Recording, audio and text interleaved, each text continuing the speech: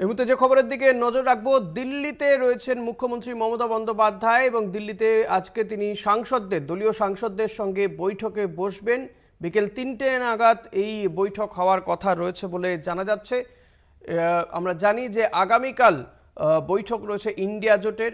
এরই মধ্যে মমতা বন্দ্যোপাধ্যায় কিন্তু প্রধানমন্ত্রীর সঙ্গেও বৈঠক করবেন তার পরের দিন, এবং সেই বৈঠকে রাজ্যের বকেয়া নিয়ে একাধিক দাবি তিনি সরাসরি প্রধানমন্ত্রীকে জানাবেন। তার আগে আজকে সাংসদদের নিয়ে বৈঠক রয়েছে তৃণমূল সুপ্রিমোর। দিল্লি সফরে রয়েছেন মুখ্যমন্ত্রী মমতা বন্দ্যোপাধ্যায়। আজ দলীয় সাংসদদের নিয়ে বৈঠক রয়েছে। শীতকালীন অধিবেশন বারবার কিন্তু দেখা যাচ্ছে যে উত্তাল হয়ে উঠছে, এবং বিভিন্ন ইস্যুতে, বিশেষ করে এই মুহূর্তে দাঁড়িয়ে যে সংসদ হামলা আর সেই হামলায় গাফিলতির অভিযোগ, এবং গাফিলতির ছবিটা পরিষ্কার। নিরাপত্তায় যথেষ্ট গাফিলতি ছিল, না হলে সেখানে দুজন ব্যক্তি প্রবেশ করতে পারতেন না। এই দাবিতে যখন সোচ্চার হচ্ছেন তৃণমূল কংগ্রেস সহ বিভিন্ন দলের সাংসদরা, তখন একাধিক সাংসদকে বহিষ্কার করা হয়েছে রাজ্যসভা কিংবা লোকসভা থেকে। এই জায়গায় দাঁড়িয়ে কিন্তু আজ দলীয় সাংসদদের সঙ্গে বৈঠকে বসবেন তৃণমূল সুপ্রিমো তথা এ রাজ্যের মুখ্যমন্ত্রী মমতা বন্দ্যোপাধ্যায়।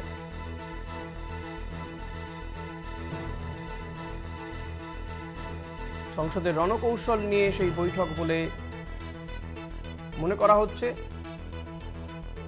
দেবজ্যোতি ঘোষ রয়েছেন বিশেষ প্রতিনিধি। দেবজ্যোতি, আজকের এই যে বৈঠক, সাংসদদের নিয়ে বৈঠক করবেন তৃণমূল সুপ্রিমো মমতা বন্দ্যোপাধ্যায়, সেই বৈঠকে মূলত কোন কোন বিষয়গুলি আলোচনায় আসতে পারে, কি জানতে পারছো?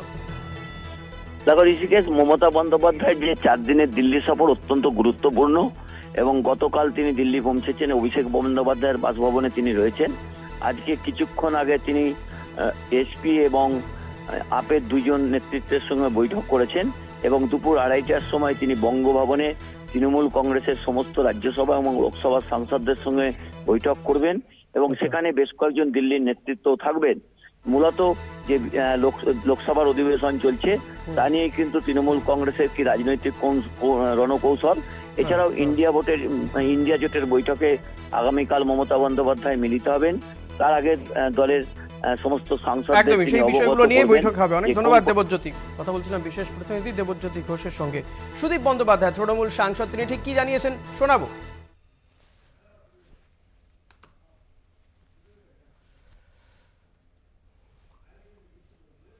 इंडिया अलायंस में जो आज 4th मीटिंग होंगे, हमारे नेत्री ममता बनर्जी पहले से बताते हैं कि मीटिंग तो हो गए 3 दफे, इस बार सीट शेयरिंग के बारे में बात करना बहुत जरूरी होता है।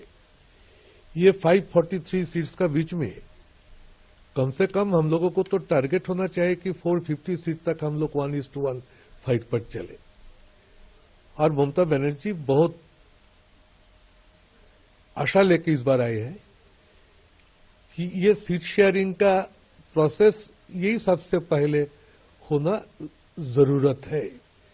1 2 3 4 5 6 7 8 ये गुणने से क्या होगा? तो meeting should be result oriented, meeting should be with very very much with objectives. Sudip Bandyopadhyay বক্তব্য আপনাদের শোনালাম। এই নিয়ে আমরা কথা বলবো। Kolkata TV political editor Ashis Chattopadhyay রয়েছেন আমার সঙ্গে টেলিফোনে।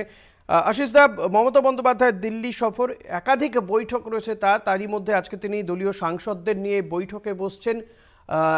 একে তো সংসদ প্রায় প্রত্যেক দিনই উত্তাল থাকছে বিভিন্ন ইস্যুতে, এবং বিশেষ করে সংসদে যে হাঙ্গামার ঘটনা ঘটেছে তা নিয়েই কিন্তু দেখা যাচ্ছে একাধিক সাংসদ তারা বহিষ্কার হয়েছেন, তারা বিক্ষোভ দেখাচ্ছেন সংসদের বাইরে।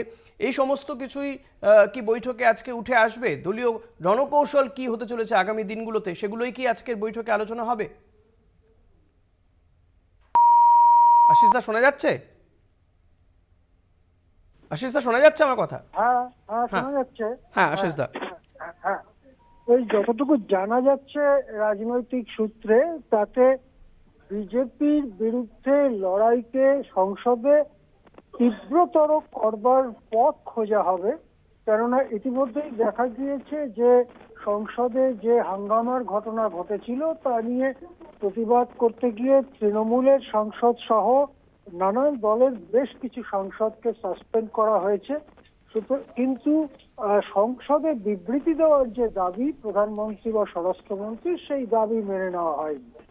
সুতরাং সেটা নিয়ে তো তৃণমূল কংগ্রেস অন্যান্য বিরোধী দলের মতো তীব্র স্বরে কথা বলছে, কিন্তু প্রকৃতপক্ষে সংসদের ভেতরে কি করা যেতে পারে যাতে সারা দেশের দৃষ্টি আকর্ষণ করা যায় এবং বিজেপির বিরোধিতাকে আরো তীব্র করা যায়, সেই রণকৌশল নিয়েও নিশ্চয়ই এই বৈঠকে আলোচনা হবে, সাংসদদের সঙ্গে আলোচনা হবে।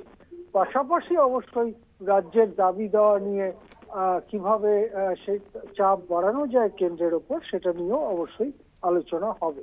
হ্যাঁ ঋষি, একদমই। আশিস দা, এর পাশাপাশি আরেকটা বিষয় যে আমরা জানি যে 19 তারিখে সেখানে ইন্ডিয়া জোটের বৈঠক রয়েছে, ফলত সেই বৈঠকে মমতা বন্দ্যোপাধ্যায় উপস্থিত থাকবেন। তার আগে সাংসদরা, দলীয় সাংসদরা কি চাইছেন সে বিষয়টাও কি তিনি জানতে চাইবেন আজকের এই বৈঠকে, অর্থাৎ তাদের মনোভাব কি, এই বৈঠকে কি বক্তব্য রাখতে পারেন মমতা বন্দ্যোপাধ্যায় বা কোন কৌশল নেওয়া যেতে পারে, সেই সমস্ত বিষয়েও কি আলোচনা হবে?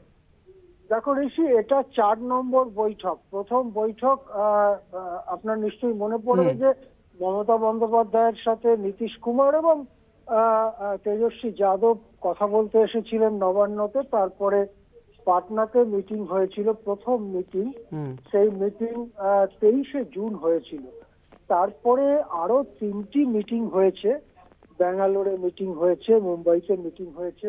তারপরে চলতি মাসের 6 তারিখে মিটিং ডেকে দেওয়া হয়েছিল, কিন্তু অনেক নেতারা যেতে পারবেন না বলে সেই মিটিংটি স্থগিত হয়ে গিয়ে এই মিটিং হচ্ছে। স্বভাবতই এই মিটিং এ কিন্তু প্রধান এবং প্রায় একমাত্র আলোচ্য বিষয় হচ্ছে আসন বন্টনের কোনো রফা করা যায় কিনা। কেননা আমরা দেখতে পাচ্ছি যে ভারতের যে রাজ্যগুলো, তার একটা অংশে কংগ্রেস বনাম বিজেপি এই ছবিটাই সামনে চলে আসছে। অন্য কতগুলো রাজ্য আছে যেখানে কংগ্রেস দুর্বল হয়ে গেছে এবং কোনো আঞ্চলিক দলের উত্থান ঘটেছে। পশ্চিমবঙ্গ তার মধ্যে একটা, কিন্তু পশ্চিমবঙ্গে তৃণমূল কংগ্রেস আগে সর্বভারতীয় দল ছিল, সম্প্রতি তাদের সর্বভারতীয় তকমা যাওয়া সত্ত্বেও তৃণমূল কংগ্রেস রাজ্যে প্রধানতম শক্তি। এইরকম অন্ধ্রপ্রদেশ, তামিলনাড়ু ইত্যাদি জায়গায় কিছু আঞ্চলিক দল তারা সরকার চালাচ্ছে বা প্রধান শক্তি। সুতরাং যে জায়গাতে কংগ্রেস বনাম বিজেপি ছবিটাই পরিষ্কার, সেই জায়গাটা নিয়ে খুব সমস্যা কিছু নেই। কিন্তু যেখানে ধরুন পশ্চিমবঙ্গের মতো রাজ্যে বা তামিলনাড়ুর মতো রাজ্যে বা মহারাষ্ট্রের মতো রাজ্যে, যেখানে কংগ্রেস শক্তি কিন্তু প্রধান শক্তি নয়, তুলনামূলকভাবে ছোট শক্তি, সেই রাজ্যে ফর্মুলা কি হবে, এটাই মূলত আজকের আলোচ্য বিষয়। এবং সেক্ষেত্রে মমতা বন্দ্যোপাধ্যায় গতকালও এরকম ইঙ্গিত দিয়েছেন। এর আগে স্পষ্ট করে বলেছিলেন যে যে রাজ্যে যে দল সব থেকে বড় শক্তি, অর্থাৎ গত নির্বাচনে আসন প্রাপ্তির নিরিখে যে দল সব থেকে বড় শক্তি, সেই রাজ্যে তার হাতে আসন বন্টনের ক্ষমতা ছেড়ে দেওয়া হোক। তারা তাদের রাজ্যে ইন্ডিয়া ভুক্ত বাকি দলগুলোর সাথে আলোচনা করে তারা আসন বন্টনের ব্যাপারটা সিদ্ধান্ত নেবে, এইরকম একটা ব্যবস্থা করা হোক।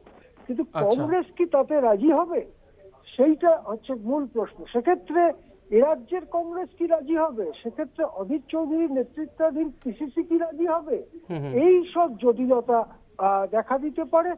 সেখান থেকে রাস্তা করে বেরোবার একটা প্রচেষ্টা আজকে, কালকে, আগামীকাল অবশ্যই হবে, এটাই মনে করা হচ্ছে রাজনৈতিক সূত্রে। ধন্যবাদ আশিস দা। কথা বলছিলাম পলিটিক্যাল এডিটর আশিস চট্টোপাধ্যায়ের সঙ্গে।